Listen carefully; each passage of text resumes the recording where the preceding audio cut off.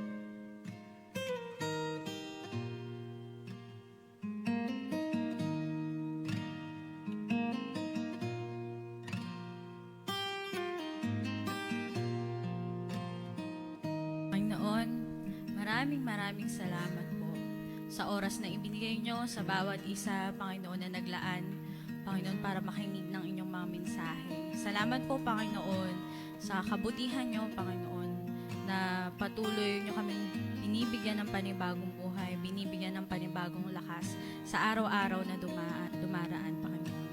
Kayo po yung kumilos sa buhay ng bawat isa at maghanda ng aming puso at isip sa gawain na ito, Panginoon. Sa'yo lamang ang papurit pasalamat sa pangalan ni Jesus. Amen. Amen. Sabi po sa Psalm 96, "Sing to the Lord a new song. Sing to the Lord, all the earth. Sing to the Lord, bless His name. Proclaim good things of His salvation from day to day.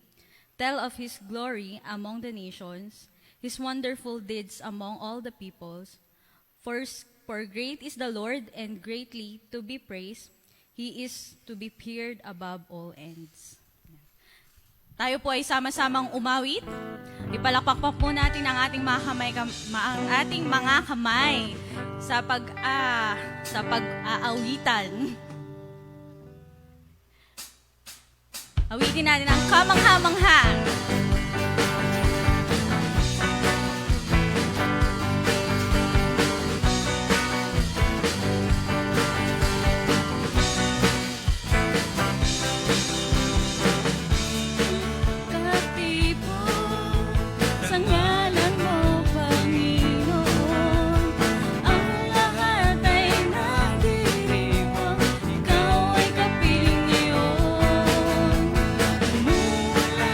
Pag-asa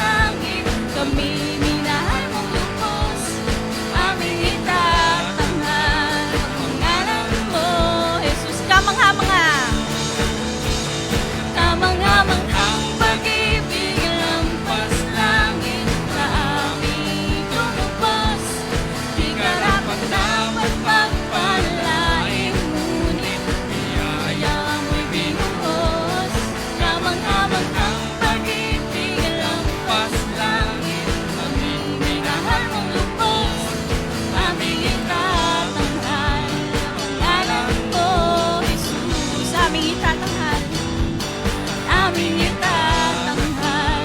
Pangalan mo, Jesus, aming itatanghal. Aming itatanghal. Pangalan mo, Jesus. Amen, amen. Patuloy po natin awitan ang ating Panginoon.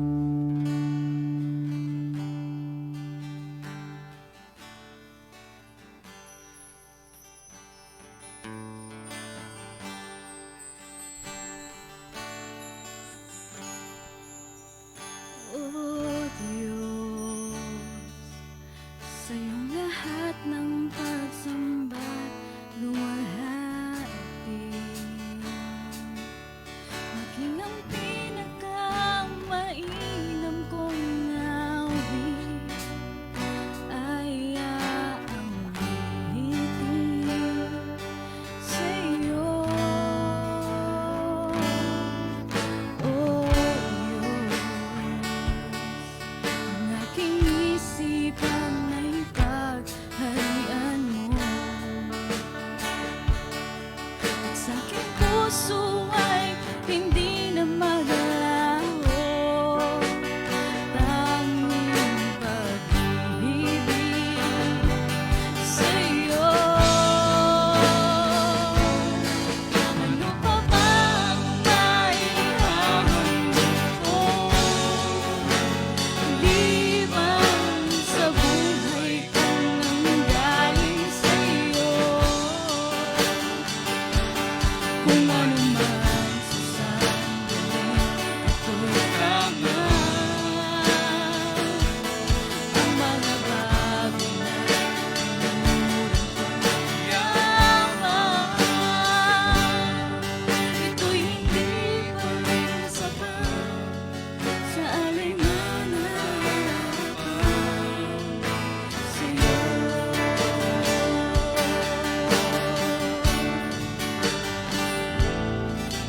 Oh Diyos, sa iyong lahat ng pagsamba luwalhati, maging ang pinakamainam kong awit ay aawitin sa iyo. Oh Diyos, ang aking isipan ay pagharian mo, at sa aking puso ay hindi na malalaho tanging pag-ibig sa iyo. Ano pa ba ang maihahandog ko, liban sa buhay kong nanggaling sa iyo? Kung ano man sa sandaling ito'y tanga, at mga bagay na yaman, ito'y hindi pa rin sapat sa alay na nararapat. Ito'y hindi pa rin sapat sa alay na nararapat sa iyo.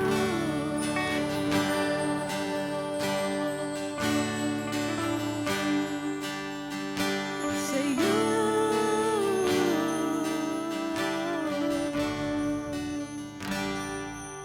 Yes, Lord, Panginoon, tunay na kahit anong gawin namin, Panginoon, ito hindi nararapat sa iyo, Panginoon. Kulang ito, Panginoon. Kayo lamang naging sapat, Panginoon, sa amin. Salamat, Panginoon. Dalangin ko, Panginoon, na kayong kumilos sa buhay ng bawat isa at manguna sa amin. Makita nyo nga, nawa kami nagtatapat sa inyo, Panginoon. Sa iyo lamang papurit pagsamba. Sa pangalan ni Jesus, Amen and Amen.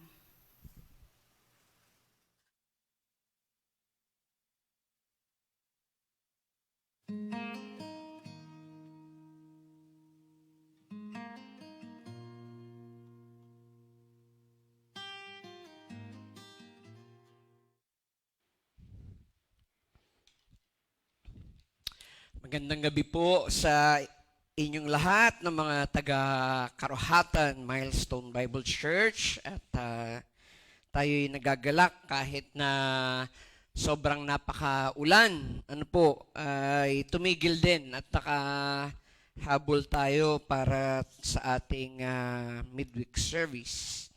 Tayo po ngayon ay mananalangin.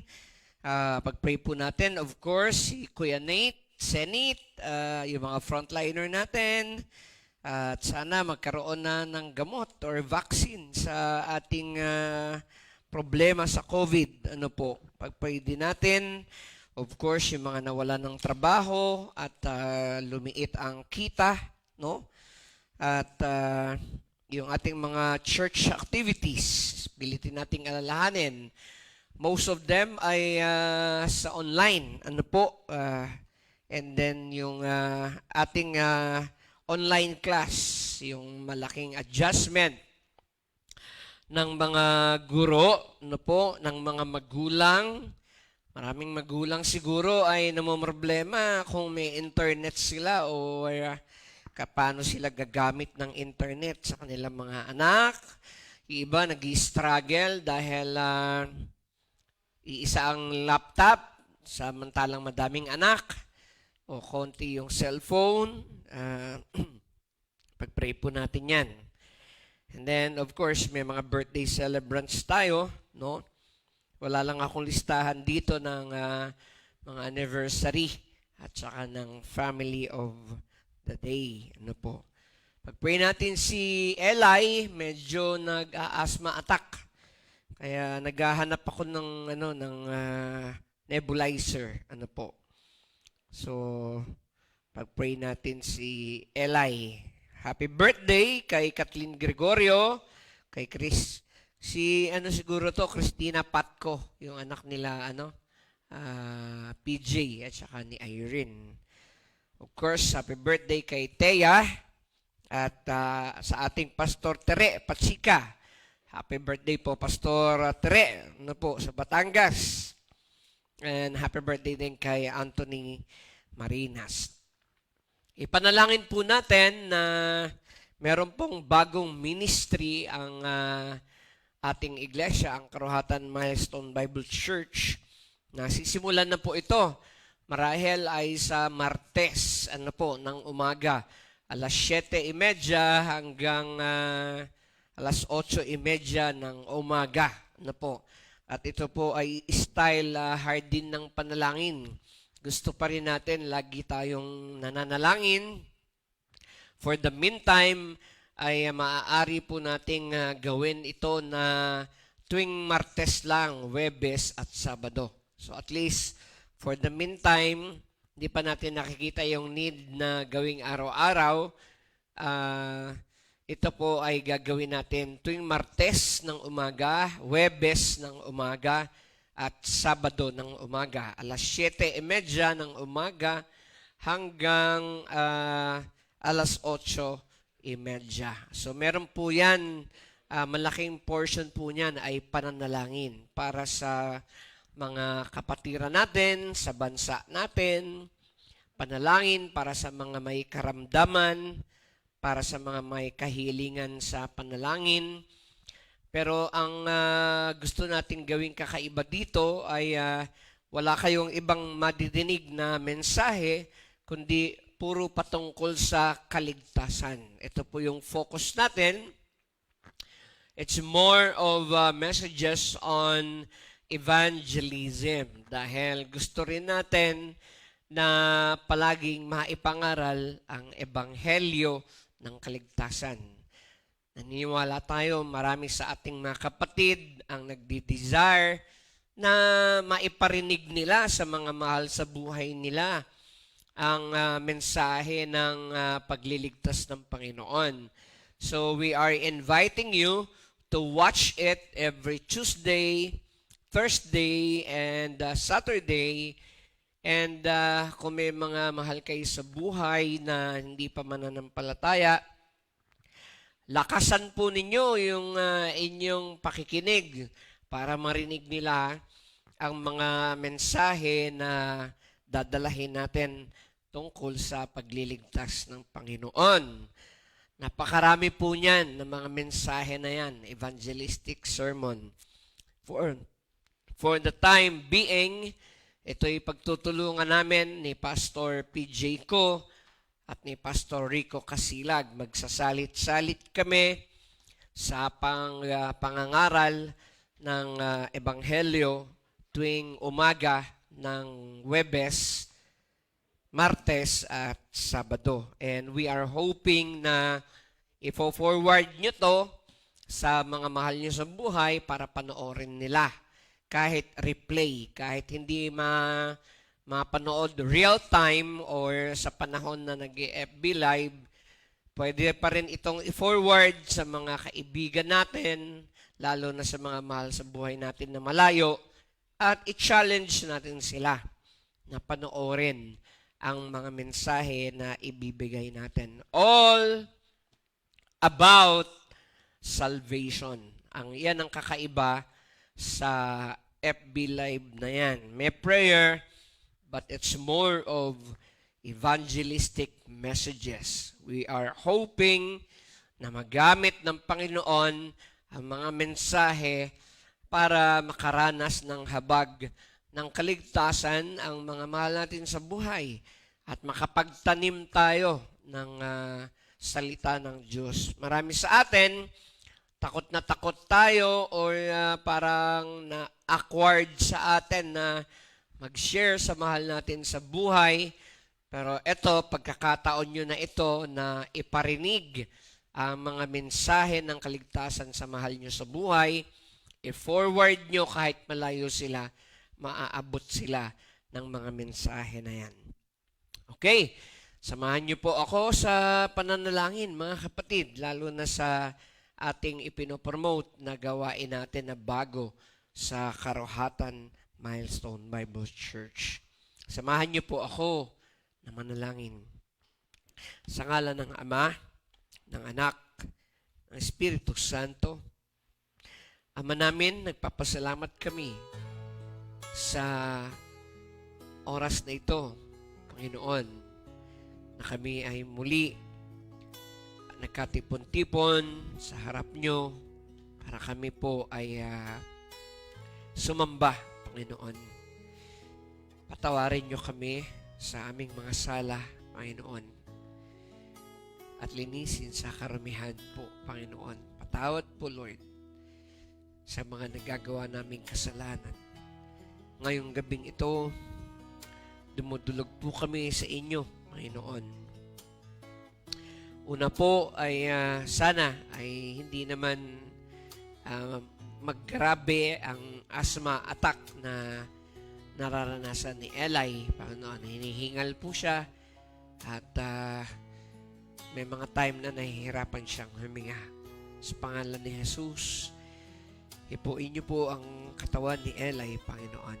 At kung kailangan na siya ay manebulize, Panginoon, ay mangyari, Panginoon, na manebulize siya upang makatulong sa Kanya, Panginoon, upang dumali ang Kanyang paghinga, Panginoon.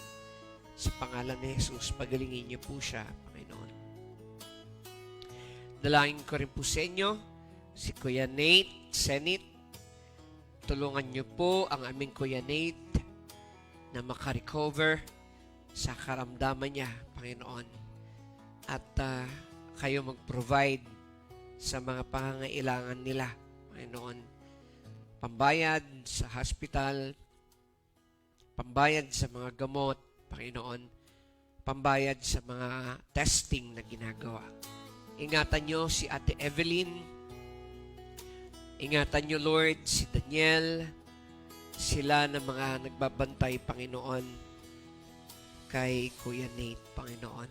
Sana po, lahat ng mga kapatid namin na may karamdaman, abutin ninyo ng inyong makapangyarihang kamay sa pangalan ni Jesus, Lord.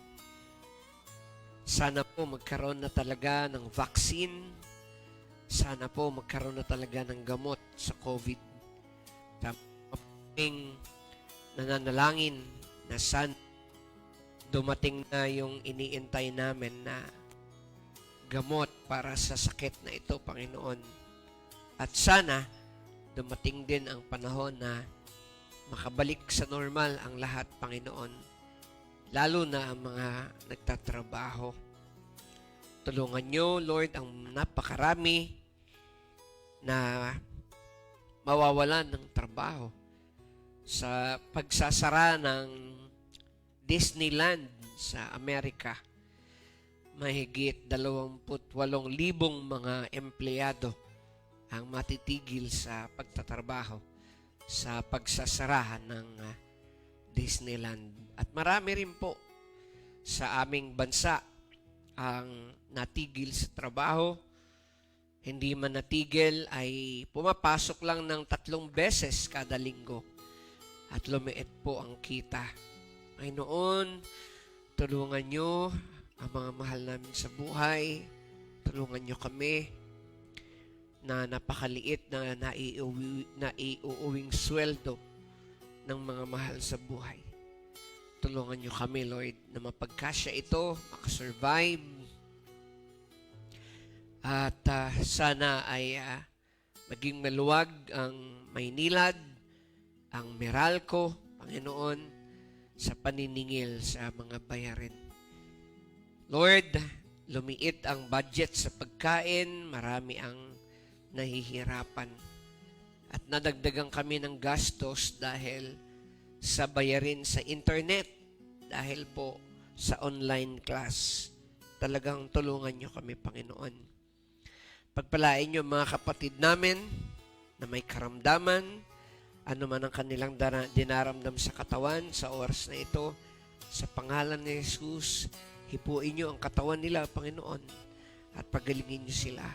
Sa pangalan ni Jesus, hipuin niyo ang katawan nila at pagalingin niyo sila, Panginoon. Tulungan niyo kami, Lord, sa mga online Bible studies, online Zoom, mga prayer meeting namin, mga small group, Panginoon. Tulungan niyo, Lord, kami sa lahat ng ginagawa namin na effort para ma-nurture pa rin ang mga kapatiran ng inyong salita. Dalangin namin, Lord, na pahalagahan ng mga anak nyo ang mga gawain kahit sa online lang. I-prioritize talaga nila ang makinig sa inyong salita. Sa gabing ito, tulungan mo ang Pastor PJ sa kanyang pangangaral. Bigyan niyo siya ng karunungan, Panginoon. At ang salita niyo ang tunay na mangusap, Panginoon, sa mga tao na makikinig. Maging dahilan ito upang magbago ng buhay ang bawat isa sa amin. Lord, dalangin namin, pagpalain niyo ang buhay ni Jojo Gregorio na nagdiriwang ng kanyang kaarawan, Panginoon. Pagpalain niyo sila ni Ida at natigil din sa pagtatrabaho si Ida at maliit din ang kita ng kapatid naman si Jojo dahil hindi yata araw-araw ang pagpasok. Father, provide for their family at ingatan yung pamilya nila. Pagpalain niyo si Kathleen Gregorio. Pagpalain niyo ang buhay niya sa pagdiriwang niya ng kanyang kaarawan, Panginoon. Si Christina Patco, si Thea Senit, of course, ang aming Pastor Tere Pachika. Pagpalain yung buhay ng mga kapatid namin na ito, si Anthony Marinas. Sila na mga nagdiriwang ng kaarawan, Panginoon. Salamat sa maraming taon na kayo ay nagtapat sa kanila. We ask, Father, that you will continue to bless their lives, Lord, and their family, and provide for their needs, Lord. Protect them, Lord God, and always guide them as Christians. Give them wisdom to live a life every day that is pleasing before your eyes, Lord God. Tulungan mo kami sa desire namin na magkaroon po kami ng madalas na pananalangin sa pamamagitan ng FB Live. Lalo't higit, ang desire namin na mga mensahe na dadalahin namin ay pawang may mga kinalaman sa pagliligtas ninyo sa isang tao para hindi sila mapahamak sa apoy ng impyerno sa panahon na bawian nyo na ng buhay ang bawat isa sa amin. Tulungan nyo kami, Panginoon, sa paghahanda. Sana ay tangkilikin ito ng mga kapatid na nagmamahal at may malasakit sa mga kaluluwa na wala pang pagkakilala sa inyo at wala pang relasyon sa inyo. At magamit din namin ito, Panginoon, ang bawat oras sa mga sandali na gagawin ito. Maipanalangin namin ang mga kapatid namin, Panginoon, sa kanilang mga pangangailangan. Ipanalangin ang aming bansa, ipanalangin ang mundo, Panginoon. Salamat po, Panginoon. Nawa, matapos talaga yung tinatawag na gospel poverty, maipangaral palagi ang ebanghelyo ng pagliligtas ninyo, ang ebanghelyo ng pagsisisi sa kasalanan, at tunay na sunod ang mga tao sa inyo at magpasakop ng kanilang buhay sa inyo bilang kanilang Panginoon at tagapagligtas. Sa gayon, makatamo sila ng kaligtasan sa kanilang kaluluwa. Sa gayon, makatamo sila ng kapatawaran sa kanilang mga kasalanan. Sa inyo namin, ibinabalik lahat ng papuri, pasalamat sa makapangyarihang pangalan ng aming Panginoong Diyos at tagapagligtas na si Jesucristo. Amen and amen. Amen.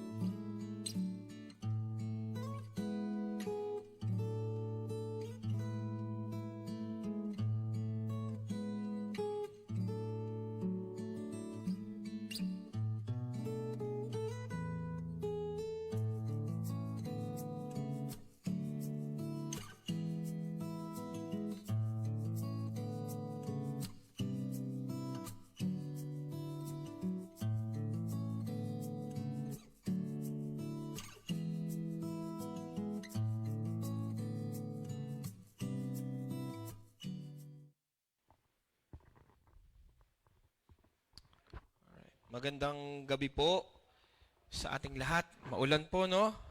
Pero pasalamat tayo sa Panginoon na malamig yung yung pakiramdam. Pero sana po maingatan pa rin yung mga siguro papauwi pa lang, mahirapan sa biyahe. Ganun pa man ay patuloy tayong pasalamat sa Panginoon dahil sa meron po tayong ganitong mga klaseng means para mapakinggan ang kanyang mensahe. Sa kabila ng mga paghihirap na meron tayo ngayon, ay tuloy-tuloy pa rin po ang gawain ng Panginoon. So sa oras pong ito ay iniling ko po na ang bawat isa po ay magbukas po ng kanila pong mga Biblia. Maganda po may hard copy since nasa bahay lang naman po kayo. Pero kung wala naman po, ay pwede pa rin naman po ang cellphone. So kung meron po kayong mga Bible apps. Buksan nyo po ang inyong pong mga Bibles sa Matthew 28 verses 18 to 20. Matthew 28 verses 18 to 20. So after po ni Jesus Christ na mamatay at muling mabuhay, ay nakita natin na meron siyang mga iniwan pang mga huling habilin para sa mga disipulo at para din po sa atin.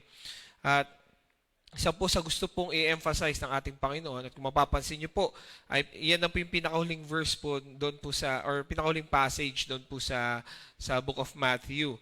At ito po yung maganda po na basahin po natin, tingnan po natin. Bakit nga ba ito huli? Ano ba yung pinaka-purpose nito? Sige po, basahin ko po Matthew 28 verses 18 to 20. Then Jesus came up and said to them, "All authority in heaven and on earth has been given to me. Therefore go and make disciples of all nations, baptizing them in the name of the Father and the Son and the Holy Spirit, teaching them to obey everything I have commanded you. And remember, I am with you always to the end of the age." Manalangin po tayo. Dakilang Diyos, kayo po ang tumawag po sa amin upang kami po ay iligtas at gamitin para po sa inyong kaharian, upang ibahagi ang inyong salita sa mga taong hindi pa po nakakarinig na ito ng inyong mabuting balita. Salamat, Panginoon, sa pagkakataon na matuto sa inyong salita. Nawa po buksan niyo po ang aming mga puso't isipan. Ihanda niyo po kami, Panginoon, upang malaman namin kung ano po ba ang blessing na meron po sa Great Commission na binigay niyo po sa amin at kung bakit nararapat lamang po na tumugon po kami rito. Kayo pong patuloy na manguna po sa amin, ganun din po sa akin, Panginoon, na inyo pong tagapagsalita ngayong oras na to. Samahan niyo po ako, Panginoon. Nawa pong bawat salitang lalabas sa aking bibig ay makapagbigay ng kaluguran lamang po sa inyo pong pangalan. Ito pong aming dalangin sa pangalan ni Jesus. Amen. Amen. Yan. So, for the whole month of September, naging focus po ng midweek services and also sa ating Sunday services ang patungkol sa missions. At nakita natin, napakaganda ng mga bawat mensaheng binigay ng ating mga pastor, ating mga elders and deacons regarding missions, iba't ibang mga perspectives. Yan. So, I think this coming Sunday ay parang pinaka-final na patungkol sa missions. But then again, we understand that mission doesn't end just because no one is talking about it. Alam natin na mahalagang pag-usapan to, pero mas mahalaga din na ina-apply natin to sa buhay natin. At ngayon, naisipan ko pong gamitin yung passage na to, yung Great Commission, para tingnan natin ano ba yung comfort and confidence na meron sa atin para sa atin doon sa Great Commission. Kaya yun din po yung title nung ating pag-uusapan ngayon. The comfort and confidence in the Great Commission. Most of the time, ay nalalaman natin ano ba yung mission work na dapat natin ginagawa. Dapat ako bilang isang Kristiyano, ito yung ginagawa ko. Ito yung kinikilos ko sa araw-araw. But most of the time, alam din natin, totoo naman, no, wag na natin i-deny, takot tayong gawin yung Great Commission. It's either takot or ayaw talaga gawin. Para bang ang dating okay na, ligtas na ako. At yun yung madalas nating naririnig talaga. No? Ayaw mag-involve sa gawain. Kasi nga, madalas natatakot doon sa rejection, ang iniisip, anong sasabihin ko doon sa aking mga makakausap. Pero realizing the beauty of the Great Commission, ditong sa binasa nating passage, it should make us realize that Christ is indeed in authority. Siya yung pinaka-supreme. Therefore, be comforted and be blessed or be confident in doing the work of our Lord. So, tandaan po natin, ito pong slide na papakita ko. It is our obligation and we need to respond to it. Bilang mga Kristiyano, obligasyon natin po ito, itong Great Commission. Hindi lamang to binato ng Panginoong Diyos, tapos kayo bahala kung gusto nyo gawin, ha? Suggestion ko lang naman to eh. Hindi to great suggestion. Hindi rin to great advice. This is the Great Commission. And it is our obligation and we need to respond to it. The Great Commission is not a burden, but rather our blessing in doing missions. Isa po itong pagpapala. Kung titignan po natin talaga ang Great Commission. Yun po yung gusto natin talakayin at gusto ko pong ipaliwanag kahit paano sa konting oras na meron po tayo. So kung meron man pong mga siguro malabuan kayo or meron pa po kayong further questions, pwede nyo po ako i-PM or pwede nyo rin po i-chat doon sa stream po natin and we'll try to answer that kapag meron pong time. And also, by the way, singit ko lang, yung gagawing ministry na for every morning, isa sa goal ay sagutin yung ilan sa mga tanong regarding sa mga confusing na bagay naka-enclose sa topic ng salvation. Yan. So, again, pwede nyo rin tanong to kasi involved din naman yung salvation sa Great Commission. So, first point na ating gustong pag-usapan is Christ is sovereign over missional work. Diba sabi doon sa verse 18, sabi ni Jesus, all authority in heaven and earth has been given to me. Kadalasan, ang iniisip, so ibig sabihin ba nito, walang authority si Jesus bago siya mamatay, tapos bago siya muling mabuhay, wala ba siyang authority? Nagkakaroon ng pag-iisip na nagkaroon na lamang siya ng authority after resurrection. Pero what we can see in different passages all over the Bible, yung si Jesus, meron siyang authority. At very evident doon sa ginagawa niya. Nakita natin, yung weather sumunod sa kanya, sinabi lang niya, be still, ganyan, or pinatahimik niya. At sumunod. So yung nature, meron siyang authority over nature. And also doon sa evil spirits. Nung nakikita siya, laging sinasabi, the Son of God, ganyan. O kaya, natatakot sila kasi alam nila yung kapangyarihan na kayang puksain sila anytime. Even though spirits sila. So, yung sabihin nito, kinikilala ng even yung evil spirits, yung authority ni Jesus. And also, yung authority ni Jesus to heal the sick, yung mga may sakit. Yung pagpapagaling ay kadalasan pagpapakita ng kapangyarihan ng ating Panginoong Diyos. At ito ay pagpapakita rin ng kapangyarihan upang magpatawad. Kasi ang connotation nila before, kapag may sakit ka, siguro meron kang kasalanan sa Panginoon. Parang kapag pinagpapala ka naman, siguro maganda yung ginagawa mo sa Panginoon. Yung very act ni Jesus Christ, na pinagaling niya yung mga may sakit, pagpapakita na meron siyang kapangyarihan para magpatawad din. So, ang nakikita natin dito in actuality, si Jesus Christ, He voluntarily limited His authority during His lifetime here on earth. Kung maalala nyo, sa Philippians 2, ang sinasabi, He emptied Himself, kung saan ay nagkatawang tao siya, nagpaka-servant siya. At sa ganong pagpapakita, and sa ganong pagpapakita ng dependence sa ating Panginoong Diyos, sinasabi niya dito na yung authority na meron siya, hindi naman nawala. But He voluntarily limited Himself. So ano yung authority na tinutukoy dito? Since Christ has fulfilled all prophecies regarding sa Messiah, regarding sa redemption, and also the promises of the covenant na na-fulfill sa Kanya, tapos pinakita pa yung life, death, and resurrection ni Jesus Christ, makes Him the supreme authority both in life and death, in heaven and on earth. So, ang ibig sabihin neto, kung tutuloy pa natin yung mga connection, He is our mediator and redeemer for our salvation. Kung before, ang understanding ng lahat ay, nung mga nasa Old Testament, ay maliligtas kami as long as we obey the statutes and law of God. So, that may be true, pero what we can see in the Old Testament or in the First Testament, wala namang nakasunod talaga ni isa. And lahat sila ay nag-fail. Pero si Jesus Christ, He lived an obedient life to the point of death. That's why He is the supreme authority over life and death. At siya yung may karapatang tumayo between God and man. Siya yung nagiging mediator natin. And in that way, siya yung nagiging redeemer natin. Yan yung sinasabi sa Galatians chapter 3, verse 13. Christ redeemed us from the curse of the law by becoming a curse for us. He redeemed us from the curse of the law. So yung curse of the law, binaba sa atin dahil sa kasalanan natin, pero He became a curse for us na lang. Mababasa natin sa Galatians then, He was born under the law. So for what purpose? Sabi sa Galatians chapter 4 verse 5, to redeem those who were under the law, so that we might receive adoption as sons. Ito yung ginawa ng ating Panginoong Diyos.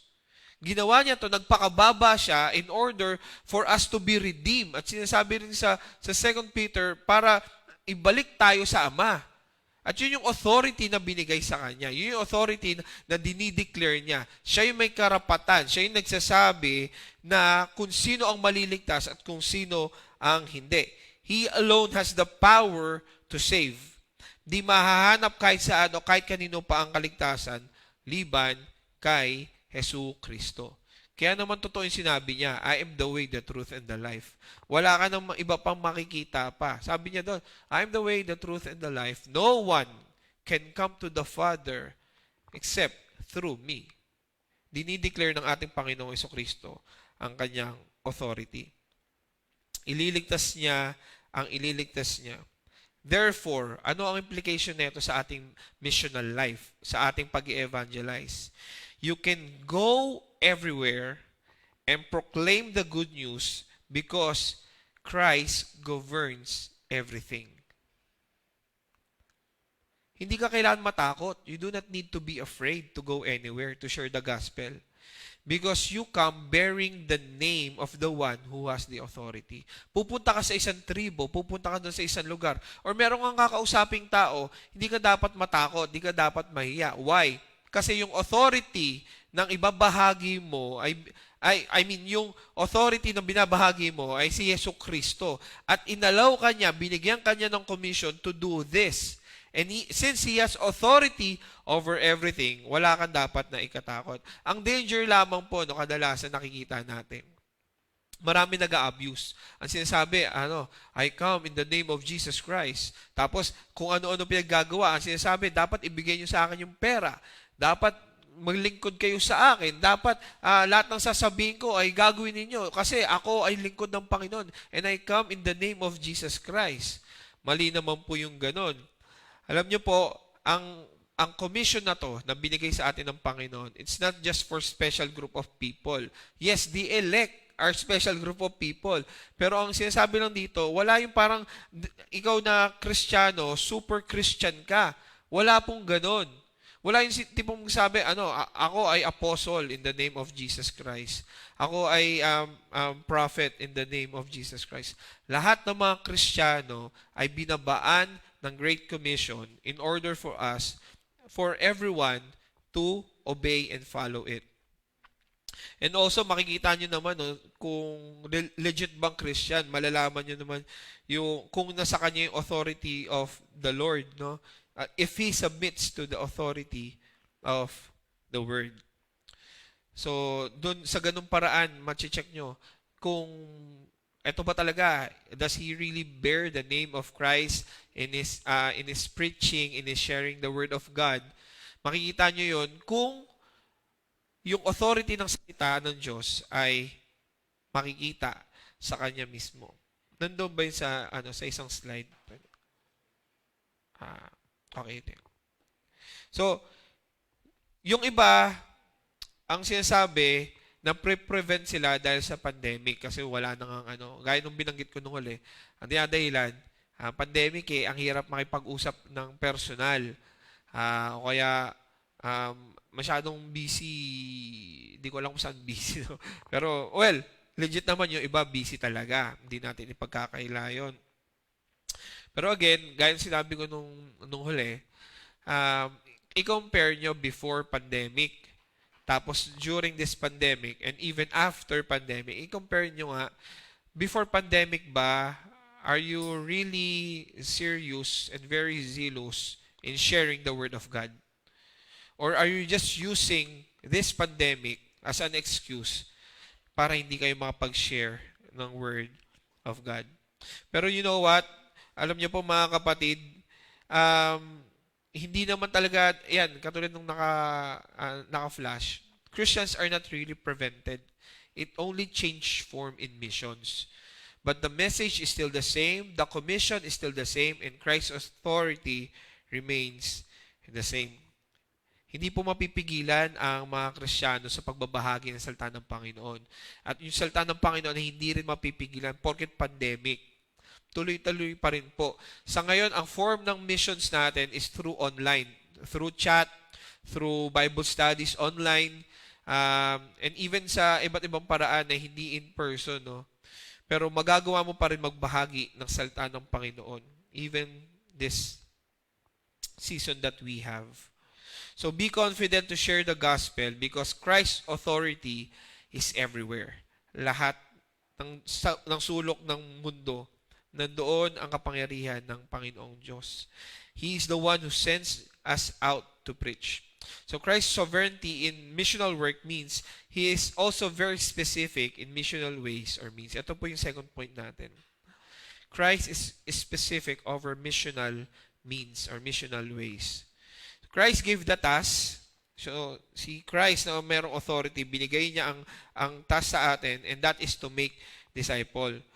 He is very specific about this. Tingnan natin yung verse 19 na. Sabi doon, so what was the mandate? And that is to make disciples. Sige, next.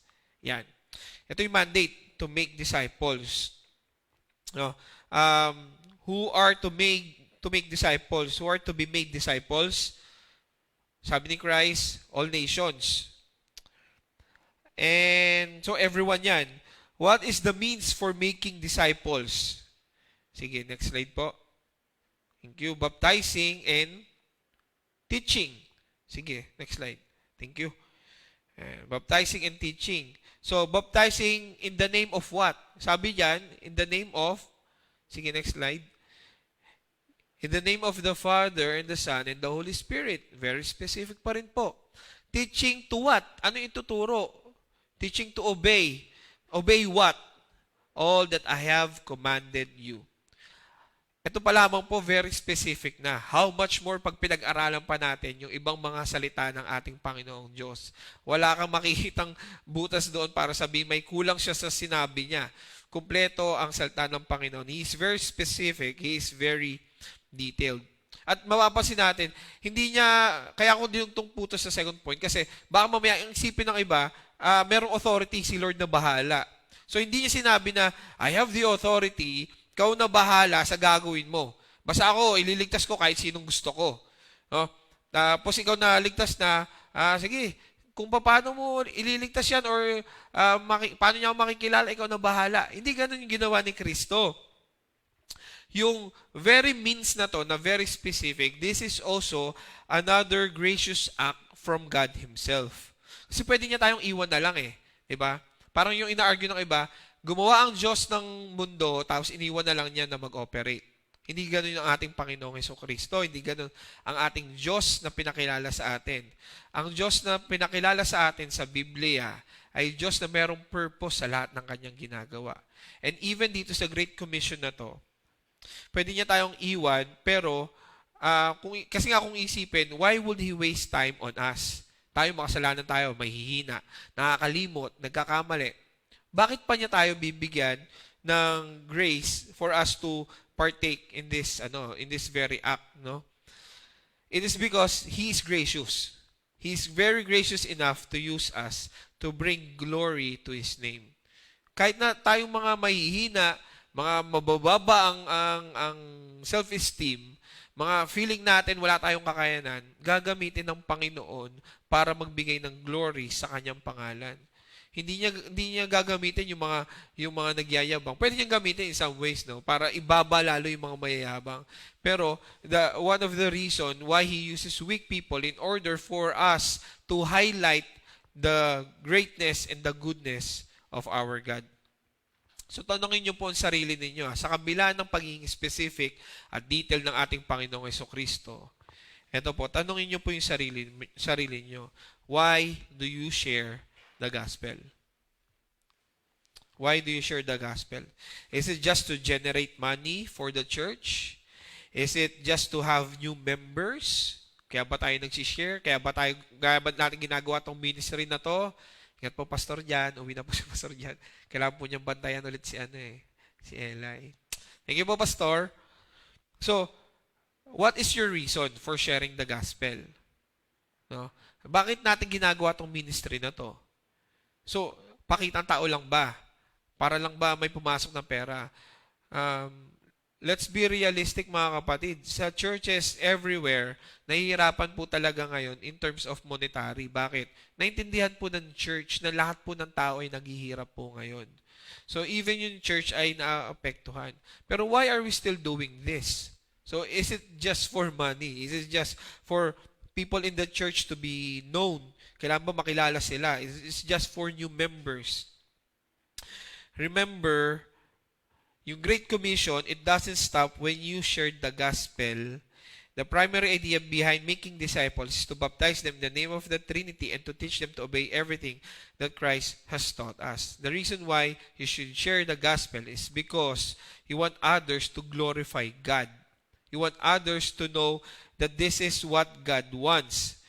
Gusto natin na kapag nagbahagi tayo ng salita ng Panginoon, ay hindi lamang doon talaga titigil. Madalas ang iniisip kasi hiwalay yung evangelism and discipleship. Sa time natin, yes, napaghiwalay natin. Pero the main idea behind the Great Commission is not just to share the gospel and then iwan mo na lang yung taong yon. Kaya nga sinabi doon, make disciples and teaching them to obey. So it's a continuous process. Hindi lamang to one time, big time na pagbabahagi ng salita ng Panginoon. We have to teach them to obey everything that Christ has taught us. So Christ gave us clear instructions para di tayo mangapa sa gagawin natin, and He is gracious enough to have us weak sinners work for Him. Alam niyo po, ito rin po isa sa dahilan kung bakit mahalaga yung pagbabasa ng salita ng Biblia. Kung bakit kailangan i-immerse natin yung isipan natin, yung puso natin sa salita ng Diyos. Bakit? Kasi pag nag-rely tayo sa sarili natin pangunawa, kung paano gagawin yung pagbabahagi ng salita ng Panginoon, malamang sa malamang ay magkakamali tayo. So reading the Bible is the best way to go. May task na binigay si Christ. No, siguro sa iba ang iniisip, sayang naman, ba't pa di na lang siya muling nabuhay tapos umakit na lang ulit? Ba't pa siya nag-iwan ng Great Commission? Sana chill na lang after mo maligtas, no? Parang wala ka nang gagawin. Kaso hindi ganoon ang gusto ng Diyos. He made disciples to disciples others as well. Remember that it is only disciples of our Lord who can produce disciples for the Lord. It is only disciples of our Lord who can produce disciples for the Lord. Kung hindi ka disciple ng Panginoon, kung hindi mo ini-immerse yung sarili mo sa salita ng Panginoon Diyos, hindi mo ginagawa yung nakasulat sa Biblia niya, ang tanong dito, paano ka magpro-produce pa ng mga disipulo para sa Panginoon? Again, you have to understand Christ's authority. If you say that He is Lord, then He should be Lord of all. Not just Lord in some parts. Pag ganon, hindi yun Lord. Parang lang yun, katulong mo lang yun sa ilang parte ng buhay mo. Let us be grateful that other than saving us and giving us this commission, He gave us clear instructions on how to go about doing His work here on earth. We have to be careful as well whenever we teach others. If Christ is clear and specific in His instructions, then dapat tayo rin. Clear din tayo sa ating mga instructions doon sa mga hinahawakan natin. Kung nagtuturo tayo ng Biblia sa mga taong yon, dapat tayo din mismo nagpapaturo sa Biblia. Kung sasabihin natin sa taong yon, sa mga hinahawakan natin, magbasa ka ng Biblia, make sure nagbabasa ka rin mismo ng Biblia. So read the Bible, immerse yourself in it, learn from it, and do everything that it says. Ito po yung pangatlo. Christ secures the missionary. Sabi po dun sa verse 20,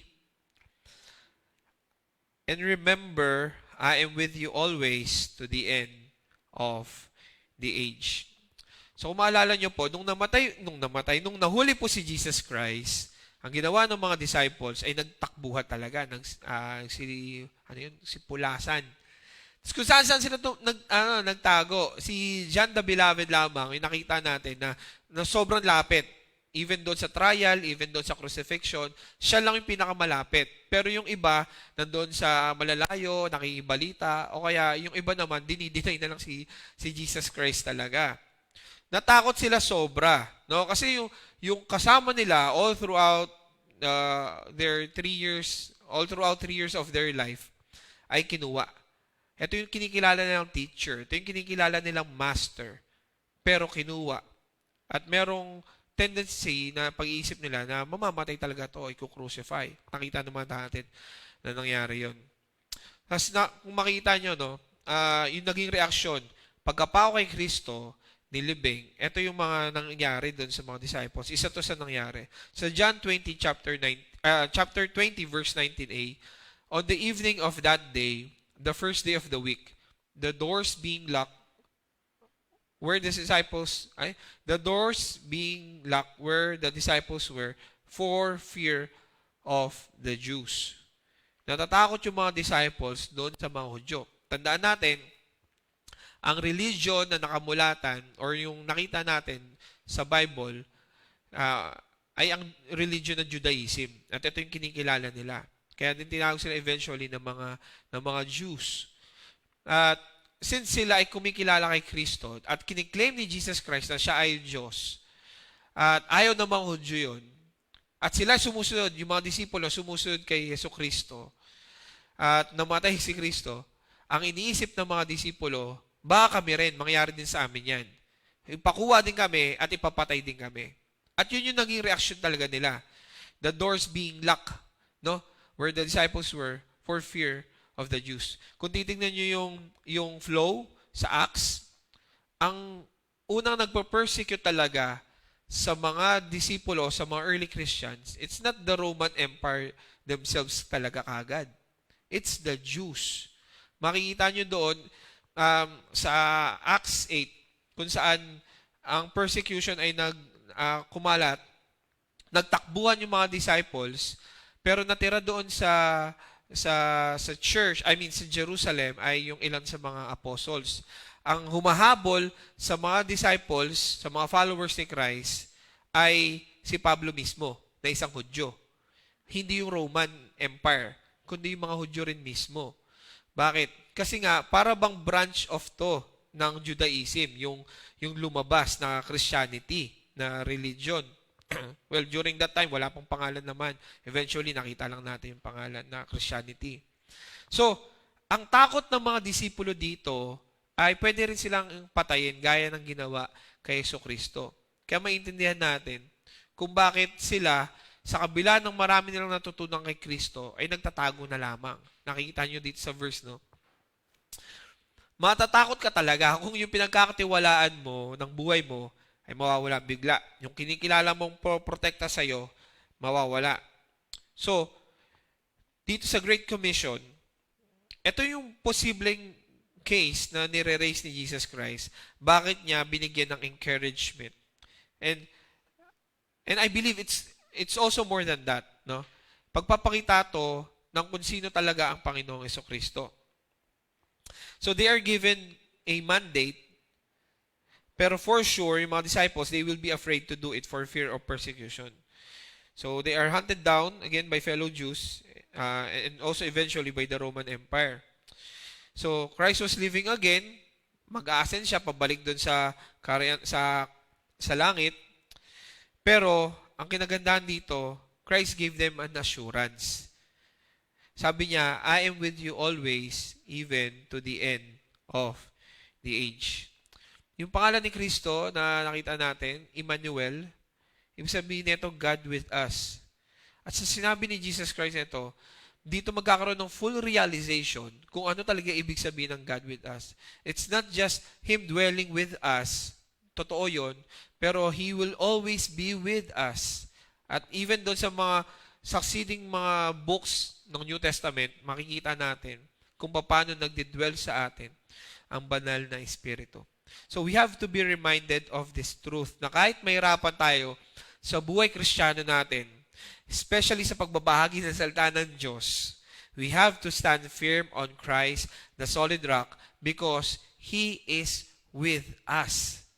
Pasok niyo po yun sa isipan niyo po lagi, mga kapatid. Christ is always with us. God is with us. He is with us every step of the way. Naalala ko po yung isa pong church father, si Polycarp. Ito po yung picture niya. Yan. Si Polycarp ay isang bishop ng Smyrna at talagang malakas yung loob niya sa pagbabahagi ng salita ng Panginoon.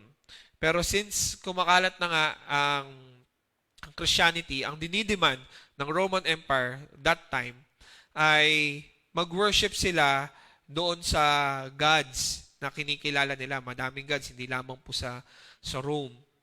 And also, yung mga officials, they're asking Polycarp to swear his allegiance to the emperor and i-curse si Christ. Sumpain si Kristo.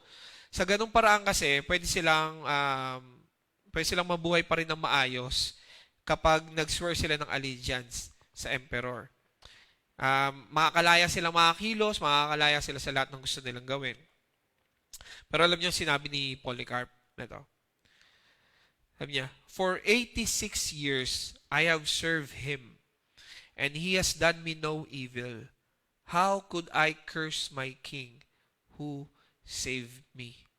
How could I curse my king who saved me?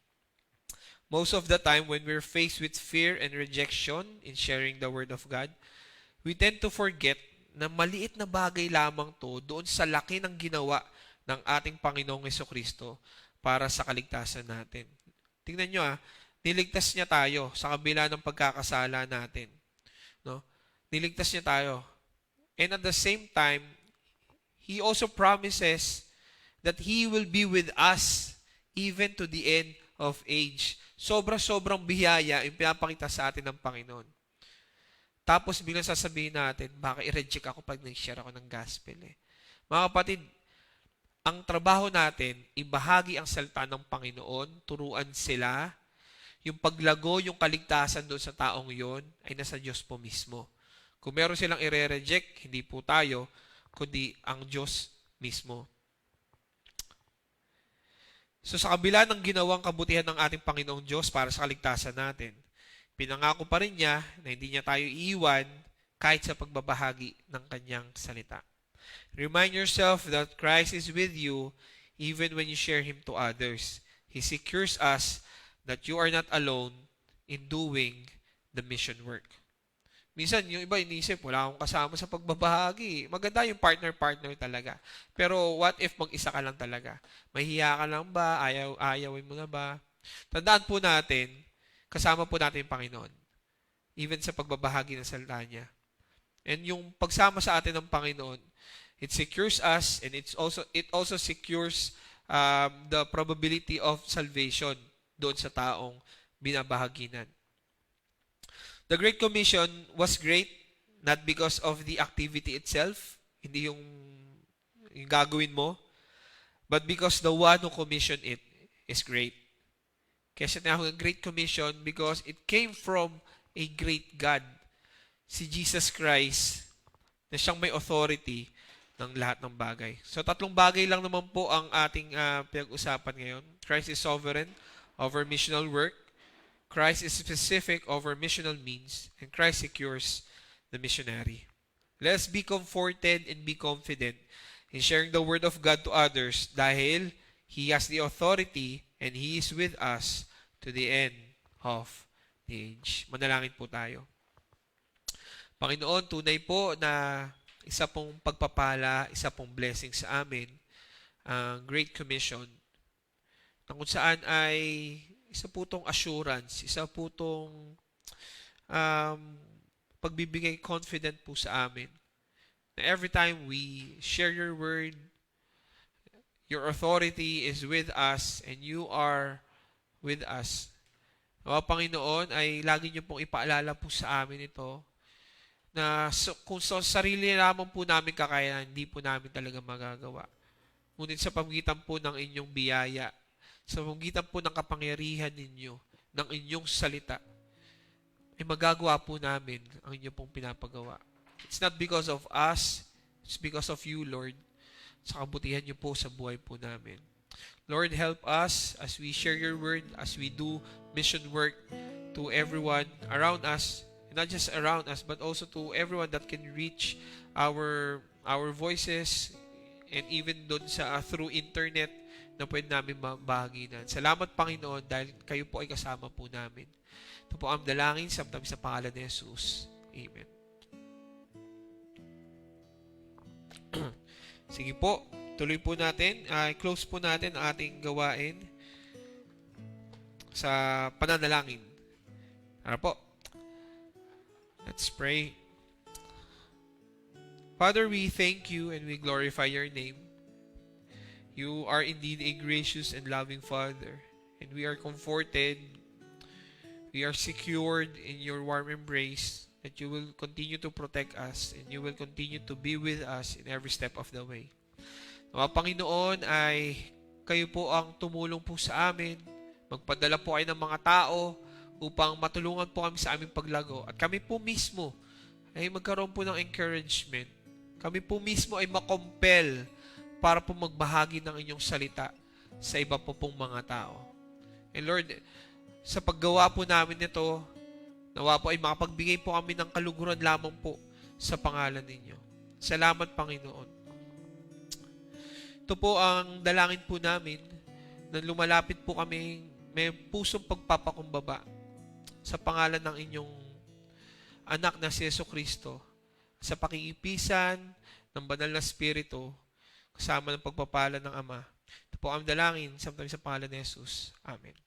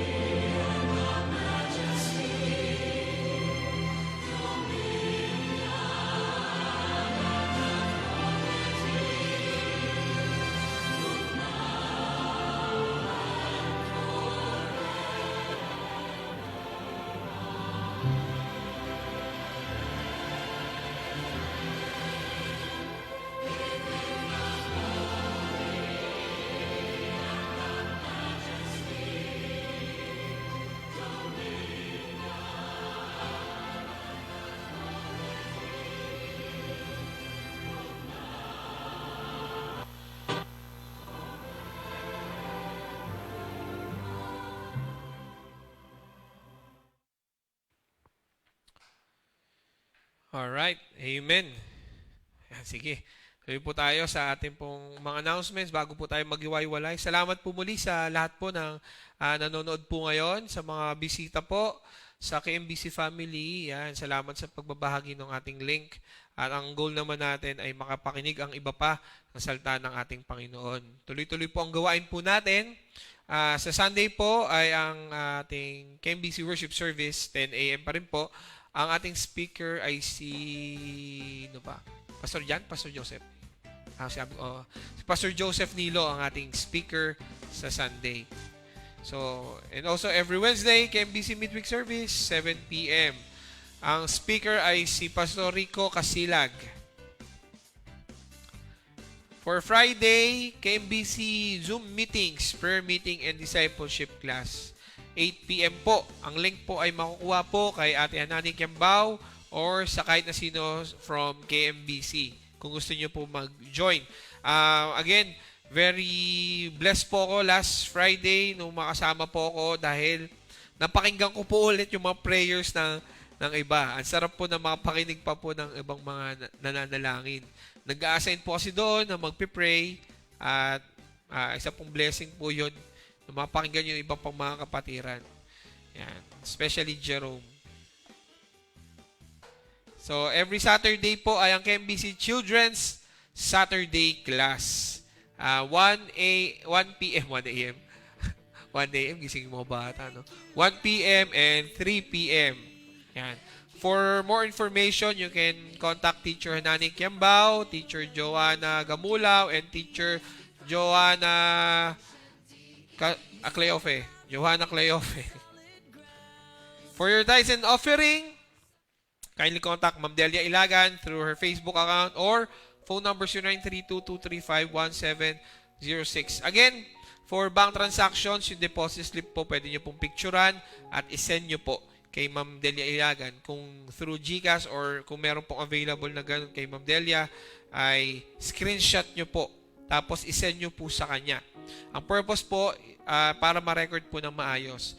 So, for bank details, pwede nyo rin po tanongin kay Ma'am Delia Ilagan or pwede nyo rin pong dalhin po dito mismo. Dito po si Kuya Ronald Cotoner para po dalhin ang inyong pong mga tithes and offering direkta kay Ma'am Delia Ilagan.